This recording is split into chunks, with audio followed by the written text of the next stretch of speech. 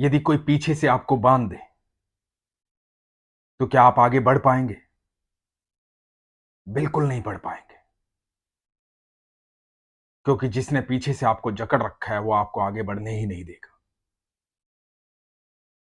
ये पीछे से जकड़ने वाली चीज है हमारा बीता हुआ कल।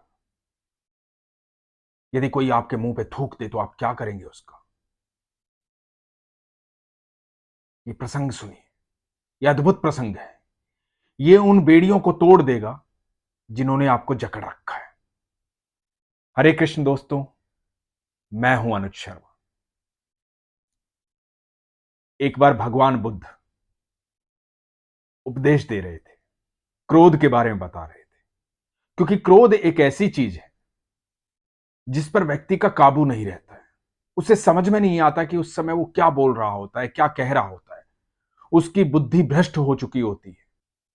उसके मुख से जो शब्द निकलते हैं उसे भी नहीं पता होता है कि वो शब्द कौन से और उनका अर्थ क्या है।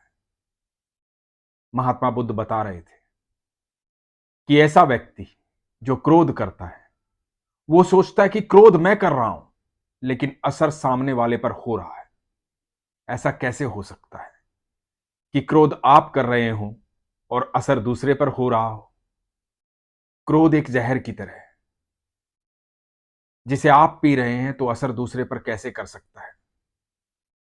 क्रोध करने वाला व्यक्ति सोचता है कि जहर तो मैं पी रहा हूं, लेकिन इसका असर उस पर होगा जिस पर मैं क्रोध कर रहा हूं। ऐसा कैसे संभव है? तो महात्मा बुद्ध बता रहे थे क्रोध के बारे में। क्रोध की अग्नि जो है वो जब शांत हो जाती है तो पश्चाताप होता है, लेकिन तब तक बहुत सारी चीजें व्यक्ति से छूट चुकी होती है। क्रोध व्यक्ति को अकेला कर सकता है। क्रोध कहीं भी आपको अपमानित करवा सकता है, और क्रोध में जो नुकसान किया गया है वो आसानी से वापस नहीं आता है। जब महात्मा बुद्ध ये बता रहे थे तो वहां एक व्यक्ति बैठा हुआ था। उसे लगा कि महात्मा बुद्ध मेरे बारे में ऐसा कह रहे हैं, क्योंकि उसे बात बात पर क्रोध आता था। उसे लगा कि महात्मा बुद्ध ने सारा उपदेश मेरे लिए दिया है, तो उसे इस बात पर क्रोध आ गया।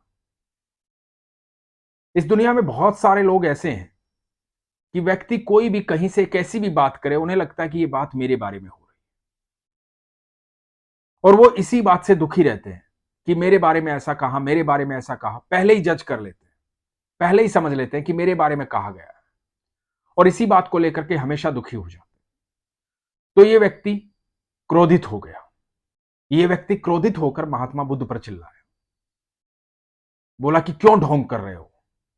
कौन से ज्ञानी हो तुम? कहां से आए हो तुम जो कहोगे वही सत्य है? तुम्हें क्या लगता है तुम भगवान हो गए हो? कुछ भी बोलोगे और लोग मान लेंगे। जिसके साथ गलत होता है उसे ही पता होता है क्रोध क्या होता है। तुम्हें क्या पता? तुम्हें नहीं करना मत करो, यहां ज्ञान मत दो। महात्मा बुद्ध शांति से सुनते रहे, कुछ भी नहीं बोले। जब वो कुछ भी नहीं बोले तो ये क्रोधित व्यक्ति फिर चिल्लाने लगा। इसे ये बात सहन नहीं हुई कि मैं चिल्ला रहा हूं और ये कुछ बोल नहीं रहे। हमेशा याद रखना दोस्तों, हर व्यक्ति रिएक्शन चाहता है। यदि आप रिएक्शन देना बंद कर देंगे तो सामने वाले का अस्तित्व खत्म हो जाएगा, और यदि आप उसके अनुसार रिएक्शन देंगे तो आप यकीन मानिए कि आपने अपने आप को उसके सामने पराजित महसूस कर लिया है, क्योंकि क्रोधित व्यक्ति विजयी हो गया है, क्योंकि आपको भी क्रोध आ गया है। यदि क्रोधित व्यक्ति को आपने विजयी कर दिया है तो आपका स्वभाव वहीं पर खत्म हो गया है। तो अपने स्वभाव को बचाइए, दूसरों के जैसा मत बनिए। जब इस व्यक्ति को लगा कि महात्मा बुद्ध कुछ नहीं बोल रहे, तो इसको इतना गुस्सा आया, इसने जाकर के महात्मा बुद्ध के मुंह पर थूक दिया। ये देख करके गांव वाले लोग उठे उस व्यक्ति को मारने के लिए। महात्मा बुद्ध ने उन लोगों को रोक दिया कि नहीं, रुकिए। और ये व्यक्ति महात्मा बुद्ध के मुंह पर थूक करके वहां से भाग गया। तो गांव वालों ने कहा कि आपने क्यों रोक दिया प्रभु? इस व्यक्ति ने भरी सभा में आपके मुंह पर थूका है, आपसे बदतमीजी से बात की है, इसको इसकी सजा मिलनी चाहिए थी। तो महात्मा बुद्ध ने कहा कि हो सकता है वो किसी परेशानी में हो सकता है उसके मन में कोई दुख हो, उसने अपने मन का क्रोध यहां निकाल लिया है। और ऐसा व्यक्ति जो रोगी हो, उससे बदला लेकर के, खुद रोगी होकर के, उसके समान रूप से उस जैसा व्यवहार करके अपने आप को रोगी क्यों बनाना है? किस लिए बनाना है? उसे जाने दो, भूल जाओ। गांव के लोगों ने बोला कि आप महान हैं, आप अद्भुत हैं, आप जैसा कोई भी नहीं हो सकता। पूरी रात बीत गई, अगले दिन की सुबह हुई। वो व्यक्ति जिसने महात्मा बुद्ध के मुंह पर थूका था, उसका क्रोध शांत हो चुका था। वो महात्मा बुद्ध को ढूंढने लगा। महात्मा बुद्ध दूसरे गांव चले गए थे। वो दूसरे गांव गया। उसने जाके महात्मा बुद्ध से क्षमा मांगी। महात्मा बुद्ध से बोला कि मुझे माफ कीजिए प्रभु, मुझे क्षमा कीजिए। महात्मा बुद्ध ने कहा कि कौन हो तुम? मैंने पहचाना नहीं, क्यों माफी मांग रहे हो? तो उस व्यक्ति ने कहा कि आपने मुझे पहचाना नहीं, मैंने आपके मुंह पे थूका था, मैं कल भरी सभा में आप पर क्रोधित हुआ था और आपने मुझे पहचाना नहीं, आप भूल गए मुझे। तो महात्मा बुद्ध ने कहा कि वो तो कल की बात है, कल को तो मैं काफी पीछे छोड़ चुका हूं, तुम आज भी कल में जी रहे हो।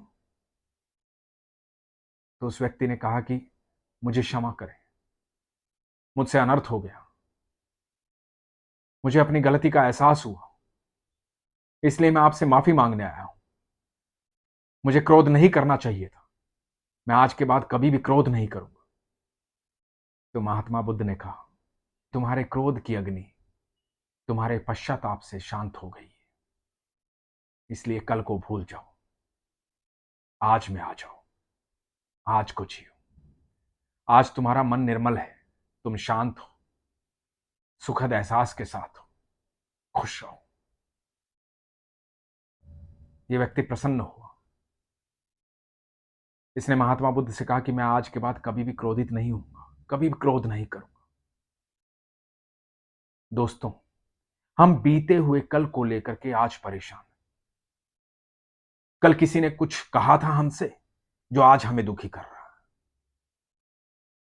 कल किसी ने हमें अपमानित किया था जो आज हमें दुखी कर रहा है। और जिसने अपमानित किया था वो अपने घर पर है, उससे हमारा कोई वास्ता नहीं। उसकी वजह से हम क्यों परेशान हो रहे हैं, क्यों दुखी हो रहे हैं? और आप यकीन मानना, उस बीते हुए कल की वजह से आज हमारा खराब हो रहा है। और यदि आज हमारा खराब हो रहा है तो हमारा भविष्य निश्चित तौर पर खराब है। जो आपको पीछे खींच रहा है, उन बेड़ियों को तोड़ दो, क्योंकि आपको आगे बढ़ना है, आपको आगे जाना है, आपको सुखी रहना है। आप भी यदि दूसरों की तरह हो जाएंगे तो आपके स्वभाव का क्या? आप तो पराजित हो गए, आप तो हार गए। यदि किसी ने क्रोध किया और आपने भी क्रोध कर दिया तो आपके स्वभाव को तो उसने पराजित कर दिया। यदि वो रोगी है तो आप रोगी क्यों हो रहे हो? क्षमा करो उसे। और यकीन मानना, जब आप जवाब नहीं देते तो ठाकुर जी जवाब देते हैं, ईश्वर जवाब देते हैं। और जो व्यक्ति आपका अपमान करता है, जो आप पर क्रोधित होता है, उसी क्रोध की अग्नि में जलकर वो भस्म हो जाता है। फिर उसे पश्चाताप होता है। आपको ऐसा जरूर लगता होगा कि 2 दिन बीत गए, 3 दिन बीत गए, 10 दिन बीत गए, लेकिन वो आया नहीं मेरे पास, उसने माफी नहीं मांगी। लेकिन एक समय आएगा, वो लगातार उस क्रोध की अग्नि में जलकर जब भस्म हो जाएगा, उसका घमंड जो है चूर चूर हो जाएगा।